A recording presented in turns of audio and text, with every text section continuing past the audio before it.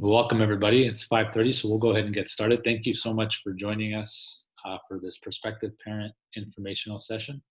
We will provide you kind of an overview of our school as best we can in this format. And under normal circumstances, we would have invited you to our school and showed you, uh, presented you information in a different format, At but the light, we're all right. working with the constraints. So I am going to ask everyone to mute themselves just because it ends up getting a little bit noisy for folks. They won't be able to hear if there's like background noise from others. So I'll mute you and then ask you to mute yourself. If there is a time at the end for questions, so if you do have questions, we absolutely want to answer them. At that point, just use the chat box, or if you're just more comfortable, throw your name in the chat box. Say I have a question, and then we'll call on you, unmute yourself, talk to us, and we'll do our best to answer. So let me do some introductions, give you kind of a layout of the evening a little further than I just did, and we'll jump right in. First, to everybody who's been affected by the current fires and so on, hearts and thoughts with you guys for sure. People in our community, both students and staff, have been affected by that. So just wanted to put that out there that you're definitely in our thoughts. So let me make some introductions. We have some staff here, and then I know obviously we have a good number of prospective parents. So on the call currently are Miss Tammy Lohop, who is our principal. We have Diana Urbina, our office manager. And I know she's here in a different role, but I'm going to introduce her anyway. So Brenda Heritage, one of our awesome paraprofessionals, is also here. I'm just going to introduce you, Brenda, because you're here. Don't worry, I'm not going to, probably won't put you on the spot to speak, but it is me, so it could happen. So Brenda's here as well. And then yes, all the rest of our awesome prospective parents. So I'm Sebastian Cognita, the founding CEO of Allegiance STEAM Academy. Very honored to be able to share a little bit about our school with you. The reason why we hold these is we know that you have a decision to make on where you want to send your child to school. And our goal in events like this are just to give you as much information as you can so that you can make an informed decision about your choice in selecting your kid's school. That's why we do this. We do our best to give you as much info as we can, not overwhelm you. Sometimes we do that too, but that's the one objective, is to give you as much info as we can to help you make an informed decision when it comes to school choice. So we'll talk about our program tonight. We'll share a little bit about kind of important timelines and dates so that you understand kind of how things work in regards to enrolling in our school. And then we'll definitely leave some Q&A for time for Q&A for some questions and hopefully answers. So with that, I'm going to share my screen, the presentation that we use. Please don't hesitate to throw your questions in the chat box. Know that we probably won't get to them until we get to the Q&A time of the night. But I don't want you to wait. Use that at any time. Throw your questions in there, and we'll make sure to get back on that as we in the last section of the night. So give me a moment. I'm never the smoothest at this. So share screen. I think I teed it up correctly. Let's see. Do you see what looks like a presentation in front of our school? All right, I got some head nodding from Lydia and who was that? And also Arlene. So thank you guys. All right, let's jump in. Also, I love that you guys are multitasking. This is kind of cool. All right, well, first things, this is the sign of the times, but know that anything and everything we're sharing with you is subject to change. So the last, going on 7-8 months have taught us anything, is that changes happen swiftly, quickly, and we can expect, other ones coming up. So everything about our program is subject to change because of the current COVID situation. So we'll do our best to kind of explain, what our program includes and what we're preserving even in this tough time of distance learning and all the things that come with, kind of navigating a pandemic. But do know, so if we share a sample day schedule tonight, and in a year from now, you're like, that's not what you said at the parent info. It's probably because things had to change due to COVID. So just know that we're giving you the best information we can. and all of it being just subject to some updates or revisions. So again, kind of how it works. We'll talk a little bit about our program. First thing we do is never back away from an opportunity to clarify a lot of misconceptions out there around charter schools. So I want to make sure, we don't pass up an opportunity to make sure you know what it is that you're talking about when you're looking at Allegiance Team Academy, a free public charter school, that you have an understanding of what charter schools are and what they are not. Again, this is as important time as ever to clarify what we are and what we're not, because charter schools are very polarizing. There's a lot of discussion around charter schools. And unfortunately, a lot of it is based on misconceptions. And so I want to make sure you know what it is that we are and we're not. So with that, let's jump into that. And I already mentioned this, but this is the first thing to understand. The charter school is a free public school. There is no tuition to attend the school. There's no required payments of any kind. There are monetary exchanges. For example, we do sell 7th and 8th grade PE clothes. That is something that can be purchased. But for the most part, any sort of change in money might be something like a field trip or a fundraiser, but there's no tuition or anything remotely resembling a required payment to attend the school. So I want to be super clear about that. That is not what a charter school does. Admission requirements. There's a lot of misinformation out there about how to get your child into a charter school. There's talk about making, grades and test scores, and that they, do not require special education services. Those are flat out wrong. If there have been schools out there who have tried to work some of these requirements in, they've done so by not following the law. The law is very clear on this in California. There are absolutely no admission requirements to attend our school other than being of school age, which is true of any public school, and living in California. Those are your requirements. We don't ask you for test scores. We don't ask you for attendance. We don't ask you for your behavior record, your special education file. If you have, an IEP, if you have it, none of that is requested for admission. It is absolutely not the case. And I'd even go a step further in saying that we are arguably more public than neighborhood traditional district schools that do have attendance boundaries, that have very clear policies for accepting kids that are not within their district boundaries, including attendance, behavior, and grades. We do nothing of the sort. You'll see if you haven't completed your schoolmate application with us yet, you'll see that it doesn't ask you much other than your child's name, age, and address, and that's it. So we're as open to the public as you can get, and I just want to make sure that's understood. And I guess why this is important to us is because we're working hard to build the reputation as a school that is truly for everyone, not for some, not for others, but for everybody. Our attendance reflects that. The state puts out a diversity index score. Basically, the higher the score is then the more diverse the score is. And obviously, we can't control that because we're open to anybody, so we don't get to control how diverse we are. But given that we don't get to control that, we have a significantly higher diversity index score than the schools around us. So, which tells us that we're a pretty diverse score. All of that is available on ed-data.org. That is something you can look up. It's free public data. But we're able to achieve the diversity that we're aiming for just by being real intentional about making it clear to all families that this school is for everybody. Another misconception out there on charters is that we do not participate in state testing. That is also not true. We do for the same grade levels and the same assessments that students in your traditional neighborhood schools participate in. And you can see our scores in the same state databases that all public schools data scores are held.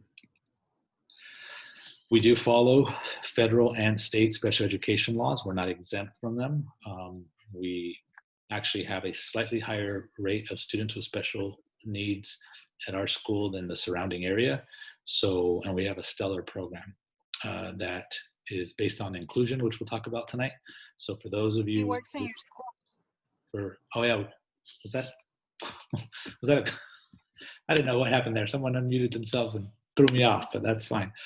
So we do follow all special education laws, both federal and state. So if you're in this world, you have a child who has an IEP, and you're aware of special education laws, know that our program may look different than other schools, but the laws that govern those programs are the same from where you're coming from if you're coming from a public school. And one of the most important pieces that we are truly accountable to the public. So accountability looks a lot of different ways in depending where you go.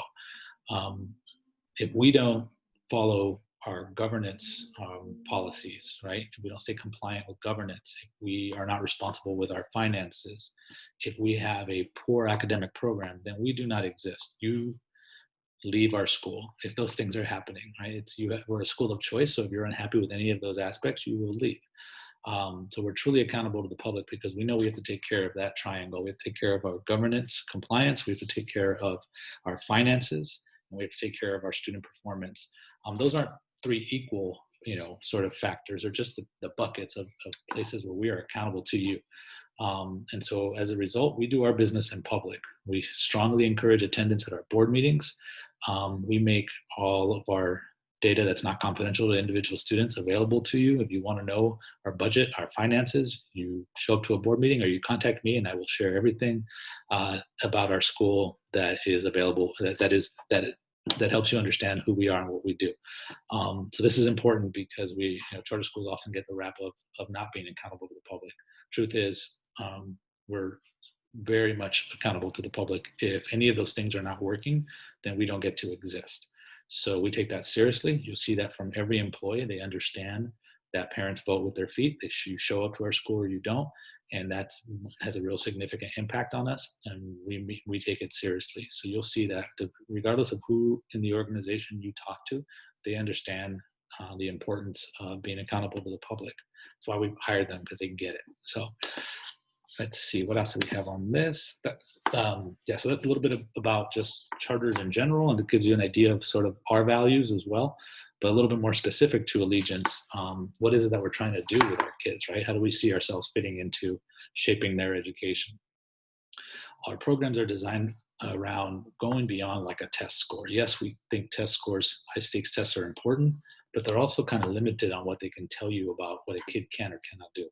So our programs, our music program, our STEAM lab, our world language programs, the way in which teachers make interdisciplinary connections in their classrooms go beyond getting kids ready for a test.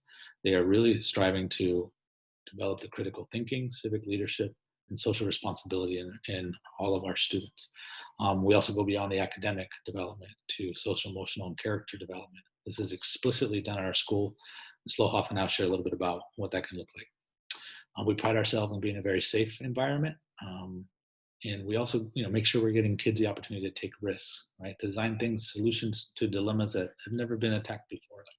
We know that that's part of being an entrepreneur, part being a solution, sort of person who provides solutions to the world's problems is to take risks. We provide and set the conditions for that. And lastly, I know I'm skipping one, but I spoke about accountability and so on earlier. We really pride ourselves in being able to partner with you. We understand our role. You are your child's first and most significant educator. We're honored to be able to support that. We play an important role, but we also know that we are just aiding in your role in raising and educating your kids. We are not the parent. We are the educator. As much as we love shaping lives, we know our role in the scope of the family. So, and therefore partnering with you is huge to us. We'll share some of the ways in which that's possible, even now in distance learning, because of the pandemic. So, what did I do there? We're going to talk a little bit about our programs, but wanted to also share a little bit about what's happening currently with distance learning, which many of you have experience with in your current schools. And I just want to take a moment to tell you a little bit about ours. So on March 13th, all schools across the state, were either made the decision or were informed that they would be closing. Unfortunately, for many schools and for most schools, which is truly unfortunate, education pretty much shut down. Many of those students across the state did not see their teachers for the rest of the year or saw them sporadically. And I mean virtually, not even in person, just virtually. Uh, in many places, unfortunately, packets were sent home or just work to be completed was provided for kids as part of distance learning. There were a few places, at Legion's being one of them, where that was not true. On March 13th, we closed. On March 16th, teachers provided, so March 13th was a Friday. On March 16th, a Monday, teachers began providing live lessons to our students. They didn't stop until the last day of school. The program only grew in its ability to meet kids' needs even under these circumstances. So literally overnight, we turned our school into a distance learning school, didn't miss a step, and our kids were served to the best that we could have given the constraints. So today, that distance learning program continues. It's not without its challenges. This is not an optimal format for all kids, we know that, but we look at what our program entails: daily live lessons, access to enrichment classes, social emotional support, and then devices for kids who need them. And we know that, given the circumstances, we're continuing to provide a pretty top-notch program. And I know I'm bragging here, but I'm really proud of what our staff have done. They are working tirelessly to provide daily quality programming for kids. We're seeing it in our academic achievement that there's kids are making gains, they're learning. We also have, I'd be lying to you to say that this is a success for everyone. We have very real challenges, and we're looking at how we can bring kids back to make sure that we're meeting their needs. But I did want to take this opportunity to share a little bit about the stellar program that this school is providing, even in these circumstances.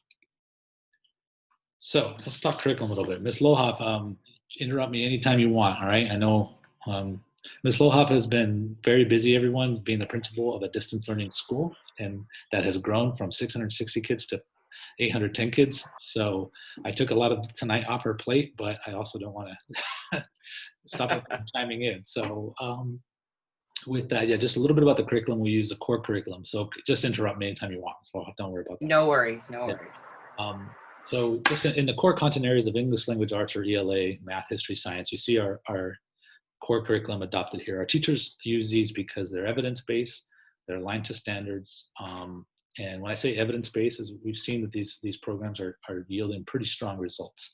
And they also just match kind of our philosophy of what we want to do with technology, with interdisciplinary, content, making sure our content can have good connections into our enrichment programs, et cetera. So these are, all very lend themselves to digital learning as well, which is important right now. So history and science, so discovery textbooks are digital. And Studies Weekly also has digital components, and the ELA and math are able to be supported virtually and digitally as well. So our teachers do supplement with other things, like we have teachers who supplement in math with an IXL program, with other programs. We also use open court reading for foundational skills, but these are our adopted curriculum. So we often get asked what we use, and these are them. Let's talk a little bit about special education. So we call it think tank in our charter, and the idea, the concept is that it's a think tank of people, specialists, parents, teachers. When I say specialists, I'm talking about like a speech therapist or occupational therapist, and then general and special education teachers, parents, psychologists, who serve as a think tank around a student to make sure that we're giving them everything they need to be successful and have access to the program.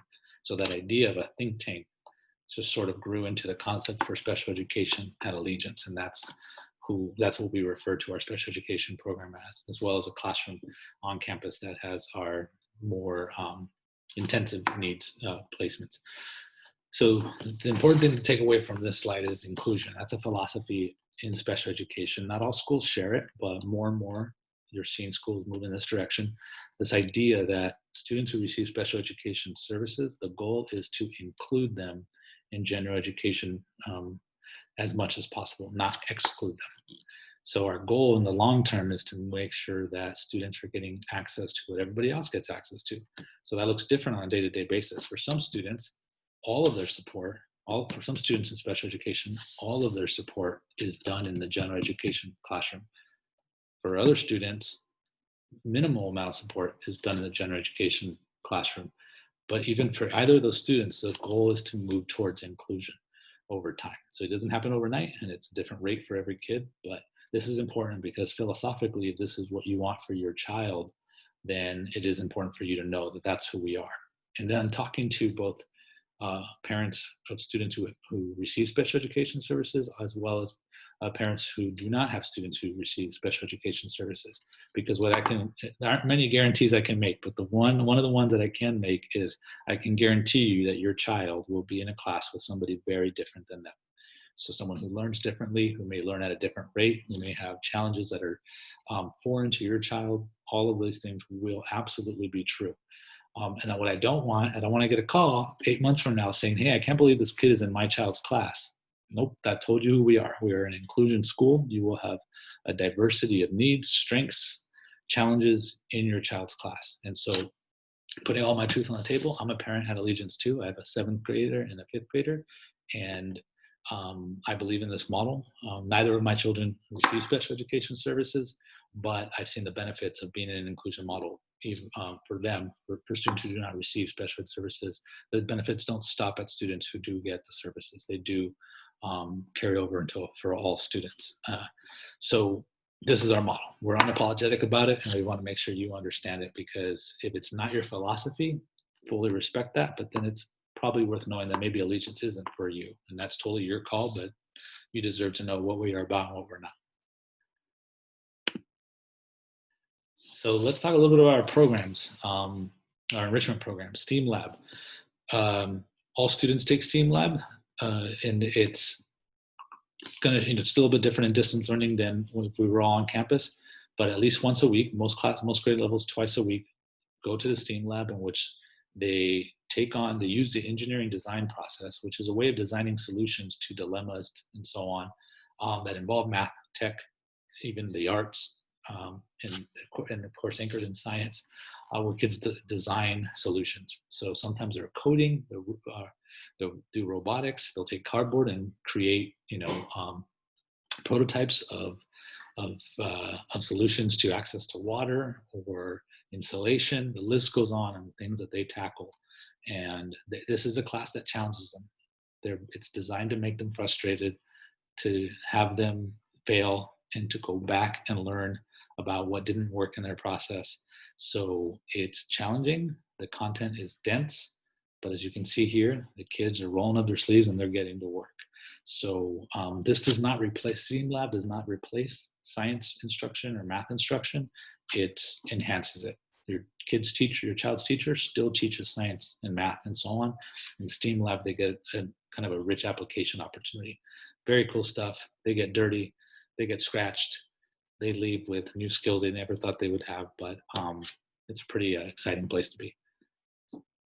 Our music program, to speak wonders about this. Mr. Raven here has been magical in taking kids who have no interest in music whatsoever and making them passionate about an instrument or singing, performing.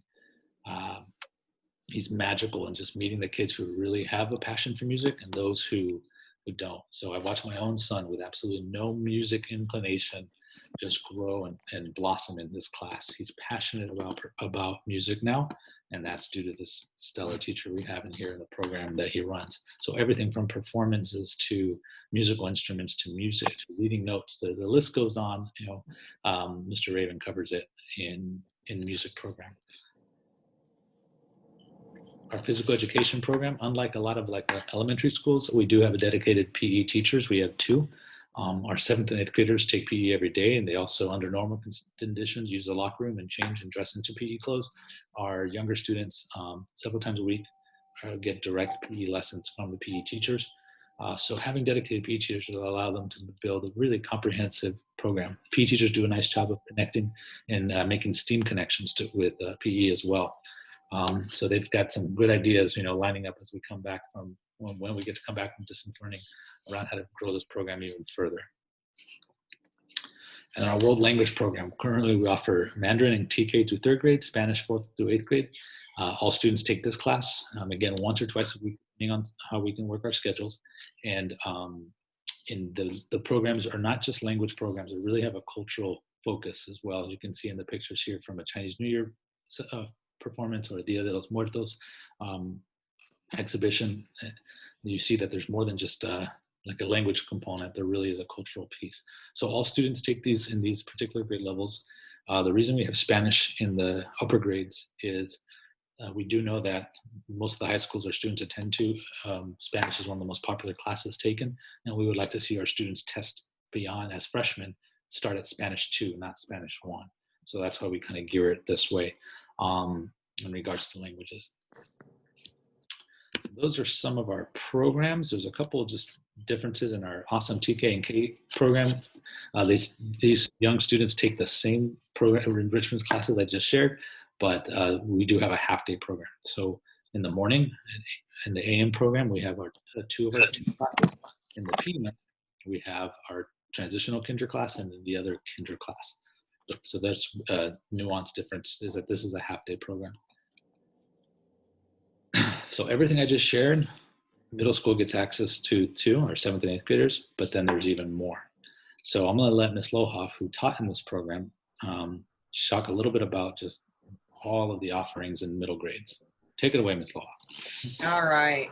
Yes, I came, when I joined the ASA team, I came in as a 7th and 8th grade ELA and social studies teacher.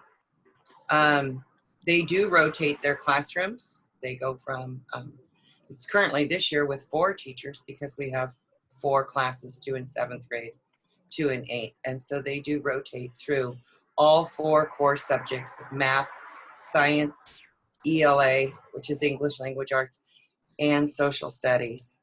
The program is really rigorous. We have found that in order to have our kids ready to transition into high school, where they are very independent learners, and they do have the responsibilities of organizing themselves and changing their classrooms and keeping track of where they are in their studies.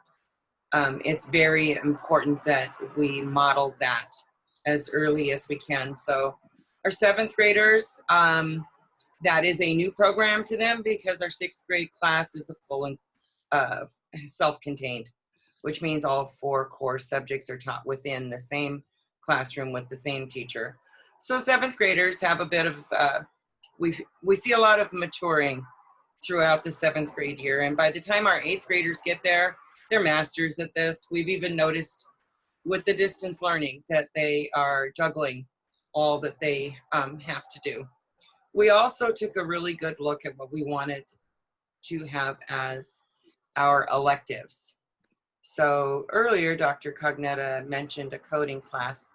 We do have a curriculum for it. And in a typical school year, it's currently not taking place because of the amount of hours required on screen. We have suspended that for right now. However, in a typical traditional school program for middle school, we do have a coding class, a computer class. They take a full trimester of it, 7th graders as well as 8th graders. There is a financial literacy class where they look at everything from checkbooks to investments to market trends. We have a yearbook team that the kids actually put together a phenomenal yearbook this last year. It's under the leadership of one of our teachers in the middle school program. And then we have a PAL program, which is a peer assistance leadership program. And it was new to ASA last year. It's a phenomenal program. 16 kids go through an entire interview process as if they were applying for a job.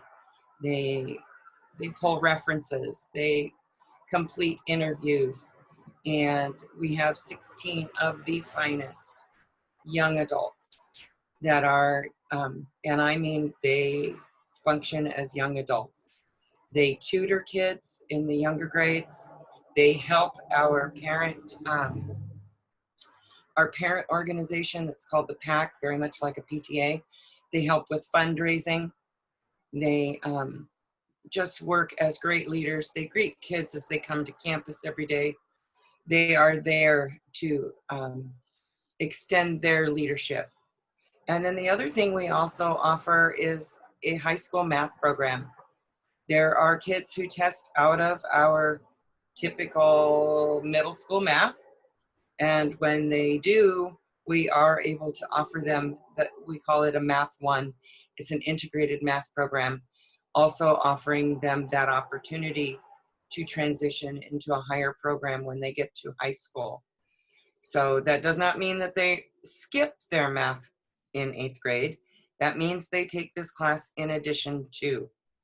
So it's, like I said, it's a very rigorous academic program. We're very, very proud of it.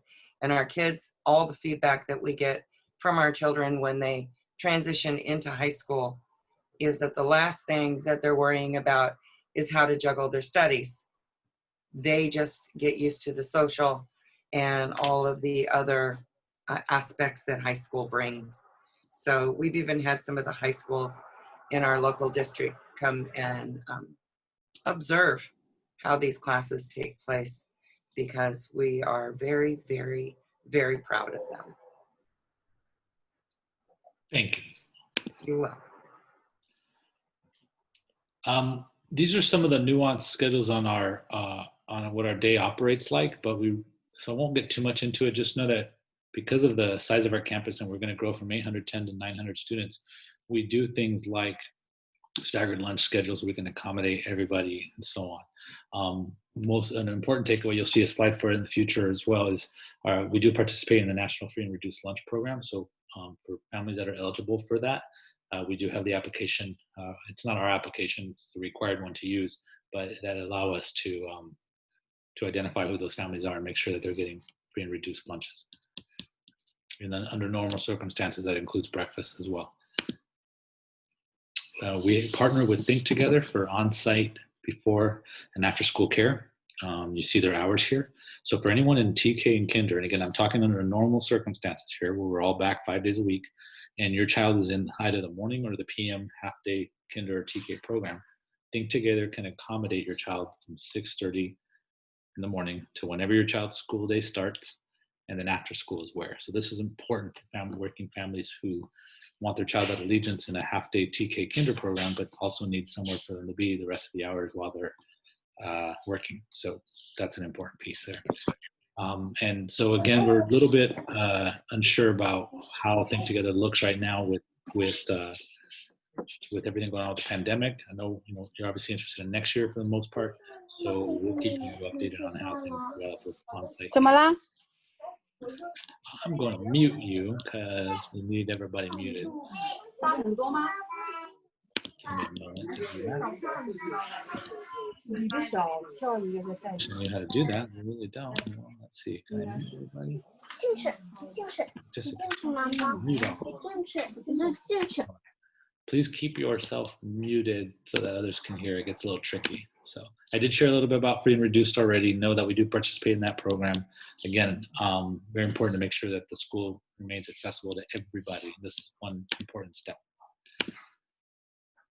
So Allegiance has no shortage of great clubs and sports. We're looking to grow our sports program, but we have track, we've had competitive basketball, we have a great mileage club, which all community members are invited to participate in every Wednesday morning before school.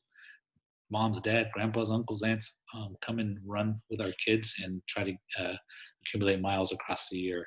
There's music blaring, it's a lot of fun, good community event.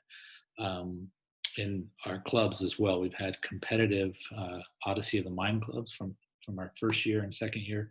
They've competed and placed, including first place. So we've had one of our first all-girls VEX robotics teams, and in other clubs as well. And these are just going to grow. We get asked often about our dress code. It's pretty straightforward. You can see our kinders here wearing in dress code. It's black or khaki bottoms, and the bottoms have to be kind of a khaki material, a cotton material. Shorts, pants, skirts. There's jumpers available. Those are the bottoms. The tops are those plain green or white polos, or what we call spirit wear. Those are the shirts. You can see our little student here wearing an Allegiance spirit wear shirt. I think there's another one over here in the back and one here. There's different designs. They're great. Those are available for purchase, and students can wear those any days. On Fridays, we are a little bit more casual on the bottoms, but they still have to be appropriate for school. So kids can wear different pants, again, so long as they meet the dress code. Closed-toed shoes are always required every day. So sandals, flip-flops are not. They're not safe for what happens at school. Important thing to note here is that we don't tell you where you got to get these materials, these clothes items from. So I've seen them at Walmart, Target, Old Navy, Children's Place. A variety of vendors have these, which then make it nice to be able to spend something. You can spend up to $20 on a polo, or you can spend as little as $4 on a polo. That's important to us too, that you'd be within dress code regardless of which vendor you go with. So let's shift a little bit into talking about our enrollment. I kind of think I jumped a slide there, so I want to. Oh, I know what happened. I moved a slide. Sorry, everybody, but I do want to talk a little bit about what it looks like when you are enrolling in here. Oh, I have this slide later. It got double copied. Sorry, everyone. So let me get out of that.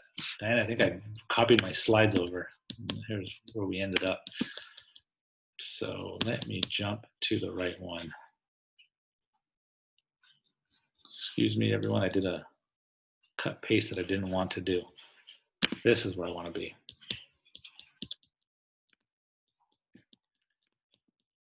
And good. So let's talk about enrollment, and then we'll talk about the admissions preferences and so on. So we're currently in the 2020-21 school year. Next year will be 21-22. Notice that our enrollment this year is 810 students. That's where we're currently enrolled. And next year we grow by 90 students to 900 students. So an important thing to note is you look at next year and where grade you're looking to have your child enter next year's grade level. It's nice to know kind of how many students will be in each of those grade levels. We don't plan on changing this. There's a slight chance we would change if we notice that we don't have much interest in one grade level, but a lot in another. There is that flexibility. You won't see us go over 900, but you might see slight changes in kind of the way the 900 are broken across the grade levels. But generally what is expected to happen is if you're in TK this year, then you come back to us, you would be in kinder next year. So those 30 students make up 30 of the 90 kids in kinder next year. So if you do the math, that means that there are 60 kindergartners coming in next year that are new to the school, right? Now there might be a little bit difference in 60 if we have a current kinder that we choose to retain, then that might end up being 59 spots, not 60, but generally you can look at that and just kind of follow the green arrow and you get an idea of the openings in the next grade level. Since we'll have 30 spots for TK, as you see, we'll have 60 for K. And if you follow this here, 90 go in, and it turns into 120, we'll have 30 spots in first grade. So that's approximately how it works. So then you start looking at like, well, what about our current first graders? Because I have, you can be a parent who's looking at coming in second grade next year. You may notice, well, there isn't any change. It's the same number of kids, correct? So my recommendation there is, even though you don't see a growth in enrollment from first grade this year to second grade next year, we do lose kids to attrition. We do kids who move, families choose a different option. So my recommendation is when you see this kind of number, 120 to 120, is you still want to do your application, because if we do have an opening, you're giving yourself a chance in the lottery to get in, right? If you don't apply, well, then there is absolutely no chance of getting in. So it doesn't cost you anything but a few minutes to complete that. And then if there's an opening, then we'll be able to possibly offer you the spot through the lottery. So please don't be discouraged by that. I would recommend, if you're in any of these grade levels where you're not seeing growth, that you do apply. Now notice there's another spot for growth, and that's next year's 7th grade. Currently we have 66 graders. We'll have 90 7th graders next year. So that's an area where growth will occur too. So we'll definitely bring on around 30 students there. And then we'll lose 60 students to graduation, to culmination, to go on to high school. So that's an important thing to know, that this is the enrollment target. Every year we've met our enrollment target, but every year from one year to the next, we've also lost students who didn't return to us, again, for a variety of reasons, moving, changing schools, whatever it may be. So the best thing you can do is to make sure you, if you're interested in getting to Allegiance, that you do apply. So important dates to look at. The open enrollment process. And you use on our website, you'll walk through the details of what it entails. There's a lot of information there, but the process itself is not that overwhelming. So you'll read all that information. Open enrollment has already started on October 1st. You want to complete your application. And Diana, did we set a close date yet? I think we have, but I don't want to get it wrong. So I'm going to ask you to unmute yourself. Not yet. We're still going to be meeting about that and deciding on that. Okay. Correct. We're just hoping that people just do the application as soon as possible. Yeah, the best thing is as soon as possible, because and we'll give we'll give all of our prospective families notice, but there will be a date, and it will be well before March 13th. It could be end of January, for example, where we'll say, hey, we're closing open enrollment, because what we need to do is spend that time kind of making sure all the applications are correct, are complete, so on, so that we can hold the lottery on March 13th. So you don't have until March 13th to apply. Make sure if you apply after we close open enrollment, you automatically will go to the wait list, to the end of the wait list. And the way it's looking now, we will probably have wait lists at every grade level again. So I do encourage you to apply sooner rather than later, so you're not dealing with a time crunch later. Once you do complete your application, you can check your status at any time through Schoolmate. You'll have an account on there, and so on. The important dates to kind of pay attention to are for TK and K, or age range you got to pay attention to is TK and K. To be eligible for transitional kinder or TK, the child must turn 5 between September 2nd and December 2nd. If they turn 5 before that, they're kinder eligible. If they turn 5 after that, they're not eligible for TK. So they'll be eligible for kinder the following year. So these are important dates or important information to look at. Dan, anything else on there? No, that was perfect. Oh, she used the word perfect. Now I'm gonna have to sit up. The bar's been set. And Diana uses. Yeah, you just floated his head. That's not a good thing. Well, it came from Diana. Miss Perfection herself. So let's talk about preferences in the lottery. So I'll back up a little bit. So if currently, for example, we're going to bring in 30 TKers. If we only get 30 TK students in open enrollment, there's no lottery. They just get in. Those are the TK spots. Generally, though, what happens is we get more students in the open enrollment window than we have spots. So that's when the lottery takes place. It's public. You don't have to attend it, but you're given COVID restrictions, generally it's open to the public, but you're not required to attend it. So, and again, the lottery happens at any grade level where we have more interest, and then we have spots. And then the lottery does have some priorities to it. So, and technically this first one is, well, no, not technically. So the siblings of currently enrolled students, they are the first ones to get selected to go into the school. So out of those TKers, we'll have 30 spots. I'll use them as an example. If 3 of those TK applicants have siblings that are already at Allegiance, those 3 TKers will automatically take the first 3 spots available. And then we'll really have a lottery of 27 kids, right? 27 out of plus 30 is 30. So that's how that would work. We also have a 10% cushion for staff students. We'll have probably 90 something staff members next year. We won't have, we won't need, we won't never get close to our 10% of the enrollment, with that many staff members. So this is somewhat negligent. It doesn't really affect the lottery. Is that the right word? No, that's the wrong word. But moving on. Children within CVUSD. Let's talk about these last 2 priorities. These are important in the way the lottery works. So if you live within the Chino Valley Unified School District boundaries, and if you're not sure, we can help you get that information. Then picture that all those names that are in your child's prospective grade level, they're all names in a hat that you literally go to and pull without looking, and you pull out a name, and that's the lottery. So if you live within Chino Valley, you have your child's name is in there twice, giving them a weight that gives them a better chance of getting in the school than someone who doesn't have a 2-to-1 weight in their. So, sorry, I muted off. So living within the Chino Valley School District is then other preference that's even greater is if you live, our school uses the El Rancho Elementary campus. So if you live within that boundary, it means you're in our neighborhood, you actually have 3 names in the hat. You have a 3-to-1 weight. So this is designed to make sure that our school is accessible to our neighborhood. So if you live outside of Chino Valley, then you have one name in the hat.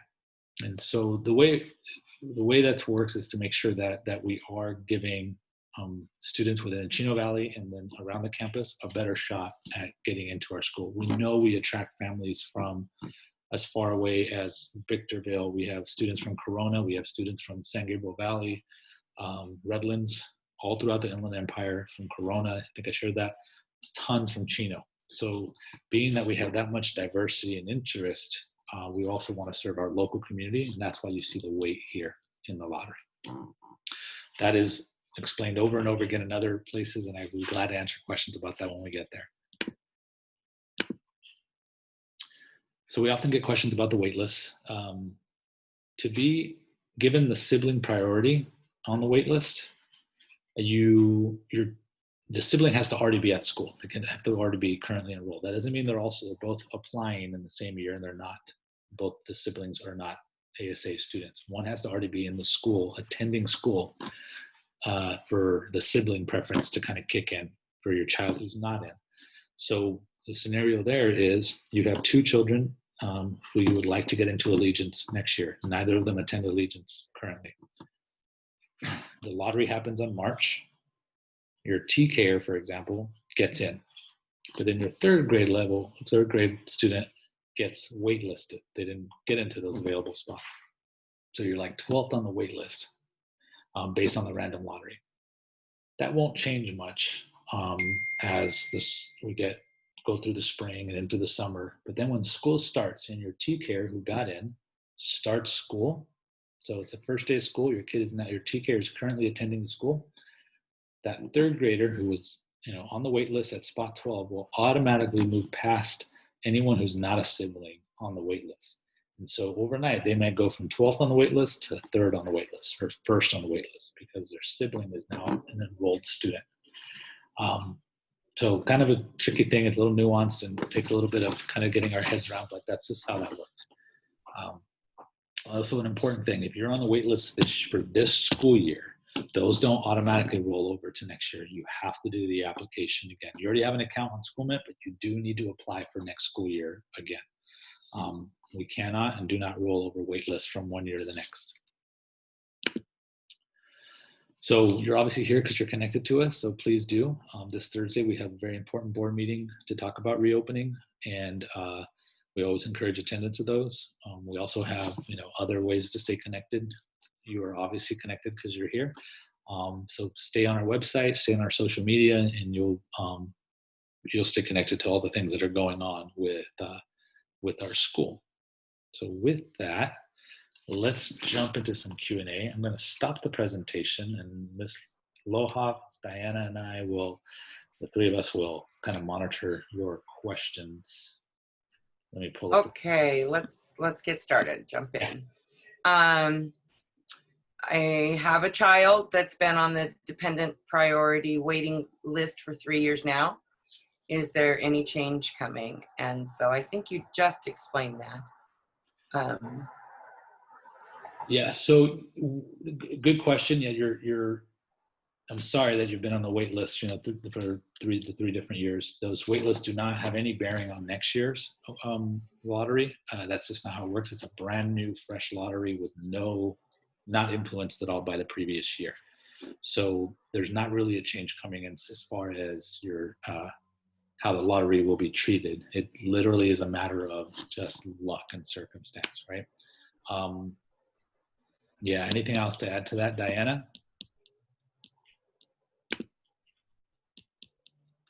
No, that's pretty much correct. Unfortunately, it is luck when it's in some situations like that. Yeah, just a matter of luck. Your next question would be from 3rd grade to 4th grade. Do all 120 stay the next year? It looked like it went through from 120 to 90. Crystal is saying, I don't think that's next year. I think it's the following year. Yeah, so we don't have, so first of all, it's next year, third grade to 4th grade goes from 90 students to 90 students. So we currently have 90 third graders. Next year we'll have 90 4th graders. No one gets kicked out or anything like that, just to make room for fewer, or to accommodate an enrollment that's a lower number. All of our current students automatically roll over. They choose to stay. So when I look at this, there's not, when I look at the enrollment projection, there's not a drop in that. We will have, not where there, we will have to kind of, I'm getting ahead of myself, but in year 6, we'll start looking at bringing on fewer students at certain grade levels than previous years, not obviously eliminating any students, just to make sure we stay at our enrollment. But we're not going to go from 90 students or 120 students to 90 students in the next grade level at any time. That won't necessarily happen. All right, and Ms. Royale, hello. She's asking, are there any age restrictions for 1st grade? Hello, Ms. Royale. Yeah, Diana might be able to answer this. I know in our system, it'll notify us that the age is like out of range.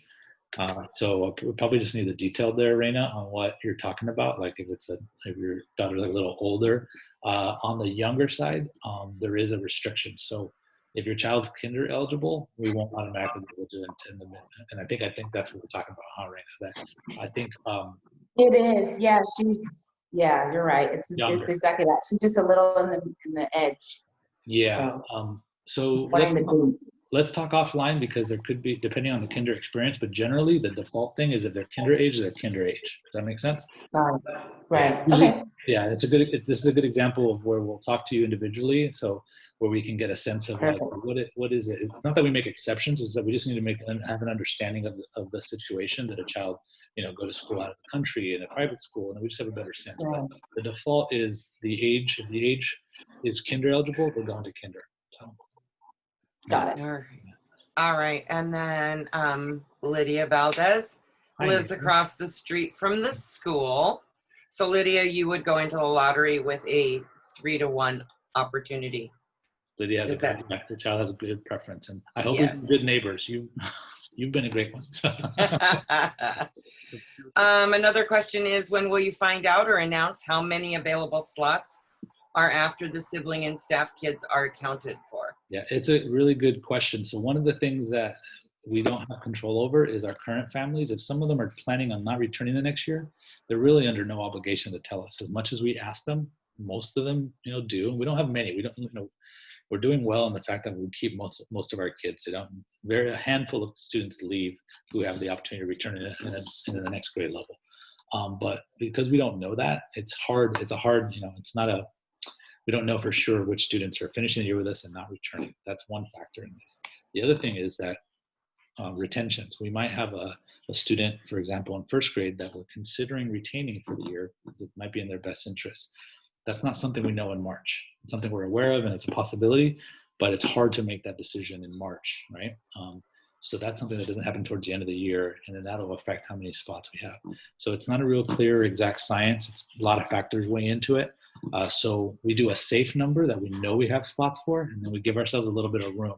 So you'll see on March 13th, Abba, you'll see that even though you saw the chart today and it said, there will be 30 kindergartners or 60 kindergarten spots next year, you might see us only open up 55 spots in the lottery because we're unsure of a couple of retentions and our candidates.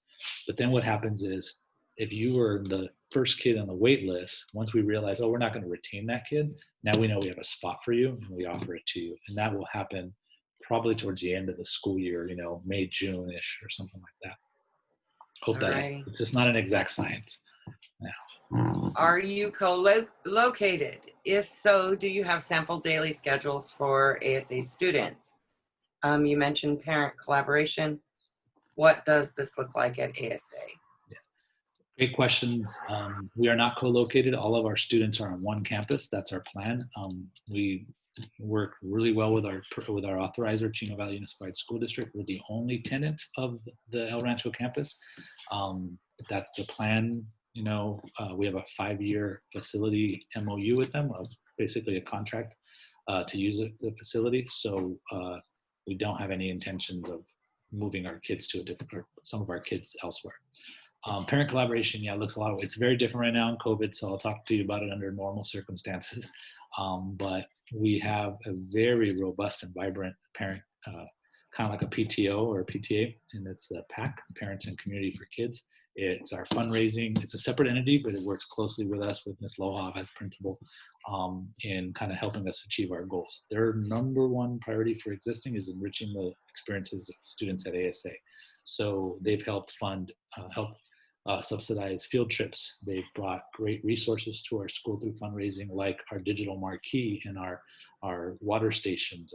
And they're about to help us purchase. What are they purchasing for sanitation purposes? The water, The water stations, they're hand washing stations. They put on great events, fundraising events, just community events, like and so on. But that's that piece. Then we have, you know, a volunteer policy as well. So we make sure we're able to get volunteers both in the classroom, again, under normal circumstances, to help the variety of things that teachers need, or around campus and other events. But we also have, you know, we push for participation at our board meetings. We have a school site council where parents can participate in an ELAC, and that's for our language learners. It's a council that meets and discusses the English language development program. So there are formal ways to participate, and then we do our best as a community. If you ask a question of Ms. Lohoff that really needs to be directed to me, we function, you know, very clearly here, where that person, Ms. Lohoff, would know that she's forwarding that to me. Make sure you're getting your question answered by the person who can answer it. So there are a lot of ways in which parents can have a say in their kids' school, from showing up and, you know, volunteering in your child's classroom, to you know, serving on our board, to serving on school site council, or being part of fundraising and other events. And I know I'm just kind of scratching the surface there. So anything you want to add, Ms. Lohoff, to parent collaboration? No, just it's very strong. We're very grateful. Actually, just as I asked you, I thought about eSteam. So it's an example of parent collaboration. So eSteam is a room on campus that was conceptualized in part by me and in part by a parent, who now happens to be an employee of ours, but at the time she was a parent volunteer. And what we wanted to do was create, since we're a STEAM school, science, tech, engineering, arts, and math focused school, we have STEAM labs, but we wanted like a tinkering room or a maker space where there's a bunch of tech and toys and crafts, and kids can go in there and just build and explore and have at it. So Lori Cunningham, our then parent, now staff member, she and I collaborated, and she really took this thing by the reins and helped design a robust space. She got donations, volunteers, got Home Depot to build us tables in collaboration, you know, with our kids, to teach our kids how to do it and build them with them. We got technology donated through her efforts. So sometimes collaboration can look like that too. So yeah, there's a lot of different ways, and I'm sure we haven't even figured out all the great ways. So if you have an idea, we want to hear it and see if it fits into our mission and vision. If it does, we're going to support you, and if it doesn't, we'll tell you, and you'll know. Great. We did miss a question in there. They were asking if we have a sample daily schedule for ASA students.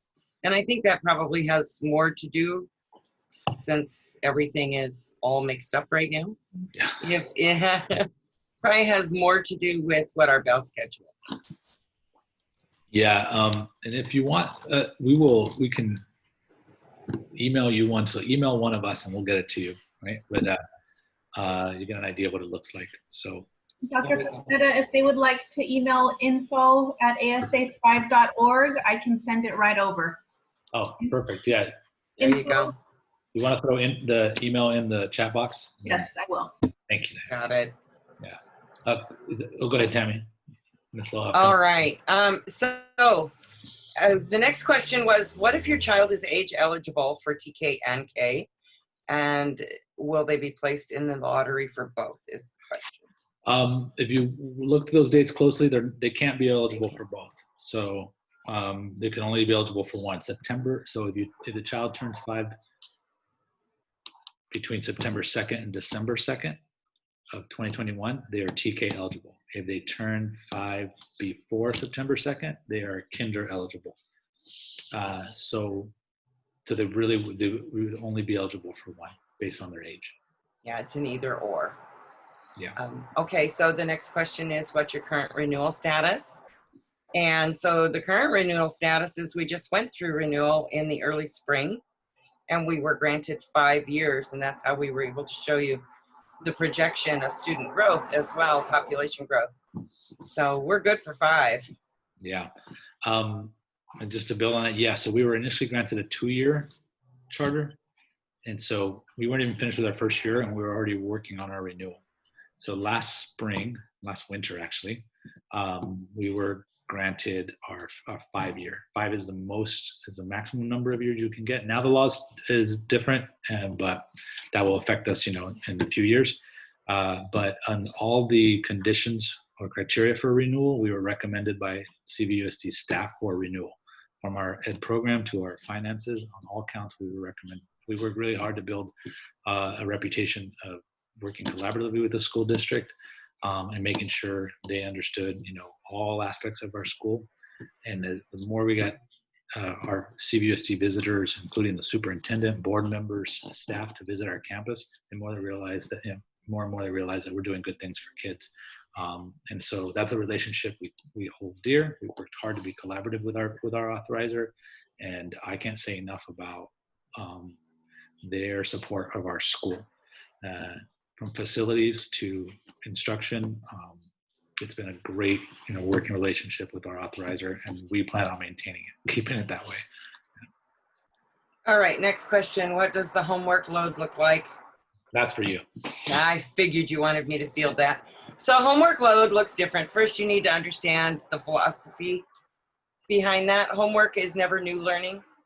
It should be review of whatever standards have been taught for the day, or what you're working towards for assessment or something of that nature.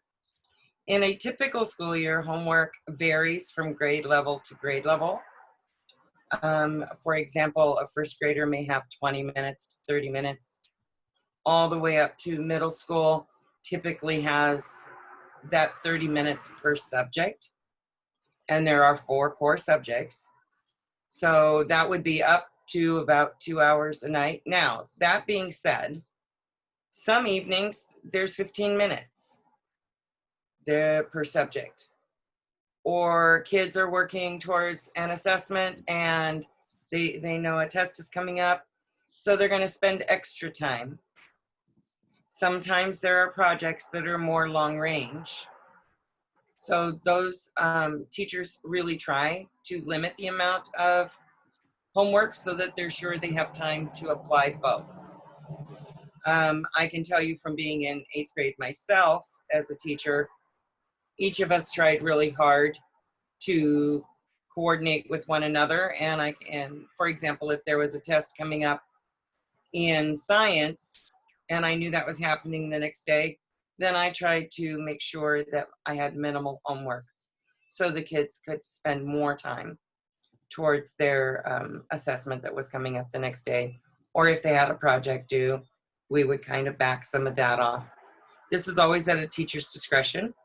And if it ever gets to a point where it's too burdensome, that's where the great line of communication comes in between parent and teacher, so that we have an understanding of what this looks like at home and how we can help support that. I hope that answered that question. The next question is, what's the educational philosophy for your school? More specifically, does your school follow more of a traditional or progressive curriculum? For example, do you ask that your teachers implement social learning theory with fidelity? I like that one, Russell. That's a good one. That's a good one. I think, and I'm not sure if you spent time with our charter, but it does a pretty nice job of sort of explaining both our program and underlying philosophy. So as far as social cultural learning theory, this idea that, in simple terms, that, our learning is largely influenced by our culture, our surroundings. And one culture, emphasizes playing with toys. Kids adapt to that, and others emphasize another activity at that same time. Then, our brains are wired to kind of respond to that. We don't speak specifically around social cultural learning theory as far as our core kind of foundational values, but if you look at how culture and students' culture shows up in their learning, you'll see its relevance in the teaching of reading and writing, for example. We also have to kind of temper this with what is the parameters that are provided by Ed Code. So there are certain topics that are dictated to us that are not age or grade level, are included in age or grade levels, and we also help our teachers with discretion on what is appropriate or not appropriate based on the child's age, based on the topic, and so on. But you look at our curriculum in English language arts, for example, where teachers are given a wide range of discretion on what text and literature to use. Kind of driving their decisions is often just the content standards that they're trying to achieve, and then relevant real-time text that will bring in classical work. I observed a teacher today in 7th grade who used Poe's work, Telltale Heart, and so you'll see aspects of that. But in regards to like social learning theory as the driving sort of theory to our instruction, that isn't necessarily our charter, but I don't want to say that we're in opposition to it per se.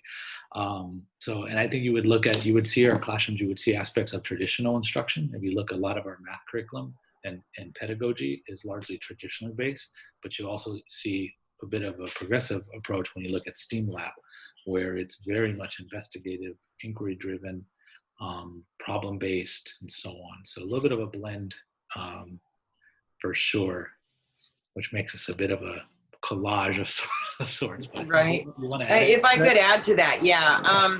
The other thing is we definitely follow state standards. So that is, that's kind of our driving force behind how we implement a curriculum. A curriculum is not necessarily brought into the school where we start from the first page and work all the way to the end of the last page. We use those state standards to guide our instruction. And we use our curriculum to supplement and support the teaching of those standards. So I have been in many classrooms. I have observed many classrooms in years past where a teacher sits down and says, well, this is our curriculum goes just, A to Z. And we recognize that sometimes a curriculum, you have to remember, is oftentimes created for national standards. So we have to really take a look at what our California state standards are and make sure that our curriculum is fulfilling the need for the child and to meet those standards that we're teaching. I hope that helped. Next question, how do you address students' different learning modalities? So let me give you another personal example. I have visual learners. I have students who have a really difficult time sitting in their chairs, for example, and need frequent breaks. So we can oftentimes look at preferred seating for them so that we have them and teach them how to use brain breaks, how to get up and move without disturbing a classroom. Our classrooms are extremely print rich and colorful to help engage students. I have students that learn best by pencil, paper, and just a book. They're very literal in their learning, and the child sitting next to them may not be able to grasp that at all. So our teachers are very, very good at differentiating instruction and meeting several different teaching modalities within the classroom, always giving students the opportunity to also explore those things that are not always to their advantage so that they can grow and expand how they learn. We do work with the parents, with the child, and with the teacher to make sure that we're putting the right kind of accommodations and differentiation in place. Yeah, I want to add to that. I think that's, Go ahead. thorough explanation there about what needs to happen to make sure we're meeting all students' needs. The thing I want to caution us, all parents, just even if it's you, don't end up with us, just be cautious of multimodal learning. Just about every time beats a single modality of instruction, right? So while yes, it's important to know students' preferences and their strengths, we also have to consider that the brain is wired to learn using using all of its senses. So this is key. And so when it comes to learning modalities, you're not going to see us sort of just drill down to a child's one preferred modality. We know they have them when they tell us, but we want to make sure that they are getting instruction that is multimodal, so that because that's where the evidence is, right? Learning to read is not a single modality. It requires a variety of modalities for the greatest return. This is why you'll see very tactile activities. Obviously, you'll see visual, but you'll also see auditory activities that help students take this very demanding task of learning to read and make it something that it becomes second nature to them. So mine is more of a warning, like don't. And if you see a child struggling, sometimes it's because the teacher's default is limited. It's limited to one, or a few modalities in their instruction. So teaching a seventh grader math by just talking to them and never showing them the math, I'm going to really struggle to be a good teacher if I'm just talking to kids about math. They need to see it. They need to interact with it. They need to manipulate it, as well as hear it. So when Ms. Lohoff talks about differentiating, that's one of the ways in which teachers are looking to differentiate. Valerie, great question. Thank you. Yeah. From Ida, if I'm understanding correctly, siblings and staff kids are automatically accepted as a new enrolled student, right? And if so, do cousins of already attending students have a good chance of getting in? Good question to help clarify. So the students, siblings are automatically accepted if there's room in that grade level. Okay, so in the grade level that they would be coming in, yes, that's when they're automatically accepted. Cousins, unfortunately, have no bearing on the wait list. On the lottery. The only exception to that, which we've seen, is if in one household, a uncle or aunt are legal guardians of their niece or nephew, then the sibling preference would be appropriately used for that student, because of legal guardianship. Other than that, just by merely being cousins doesn't have an influence on the lottery. Cool. Any last thoughts? There came a last one. As a person with a master's in developmental psychology for children, I love your inclusiveness, especially with atypical children. Thank you. We try really hard to make sure everybody's included. Yes, thank you. It's thank you as well. It's definitely a badge of honor for us, and this is not as stellar as our special ed think tank program is. It's not just them; they're amazing, but it's the disposition of our general education teachers, of our paraprofessionals, of all of our support services, that they believe in inclusion. It's why we brought them onto our team. So this is really an all hands on deck kind of effort. So thank you, Robin, for sharing that. And You're welcome. I don't see any more questions. All right. Okay, we need everybody to, as they log off, jump onto the Fox Sports and cheer for the Dodgers because they're down 1-0. Woohoo! So, That's because you're all here. Exactly. We need to go cheer for them, guys. That's what we got to all do. So, we're really, thank you though for your interest in our school. We're really humbled by it. It's always fun for us to share a little bit about what we're trying to do for kids. We take this job seriously. Every last person at Allegiance, they've been hand selected to do the job that they're doing. We didn't have to inherit any employee, right? We're all here being was responding to a calling, and then seeing, from my perspective, seeing that we believe in them, that they can carry this important work out. We take it seriously. This is not just another teaching job or job. This is, if you're at Allegiance, it's because you're part of helping shape lives, and you'll see that when you interact with our staff. They understand that. They carry the weight, the gravity of that responsibility. You see it in how they interact and how they approach this job. I'm super proud to share that about them. So thank you for your time. We're here for you. Reach out for us if you have any questions, and we'll do our best to answer them. You guys have a great night. Have a great evening. Bye, guys. Enjoy the game, Sebastian. No way. I hope I get to enjoy it. All right. Awesome, guys. Have a good night. Thank you. Thanks, team. Thanks, guys.